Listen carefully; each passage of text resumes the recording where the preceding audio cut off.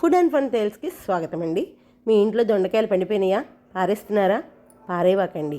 చక్కగా ఇలా పచ్చడి చేసుకోండి. ఎవరైనా ఇష్టంగా తింటారండి. ఇప్పుడు దొండకాయలు కడిగి ఆ దొండకాయలకు సరిపోను 4 పచ్చిమిరపకాయలు కడుక్కొని పక్కన పెట్టుకోండి. ఇప్పుడు మనము ఒక బాండీలో తిరగమాత గింజలు 4 వేరుశెనగ గుండ్లు, ఒక 4 ఎండుమిరపకాయలు వేయించేసుకొని కొంచెం మెంతిపిండి దాంట్లోనే వేసేసుకొని కొంచెం ఇంగు కూడా వేసేసుకొని వేయించుకొని పక్కన పెట్టేసుకుందాం.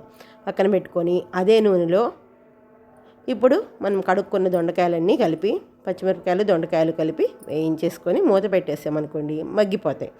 ఇప్పుడు మనం తీసేసుకొని ఇప్పుడు మనం రోట్లో పచ్చడి చేసేసుకోవడమే.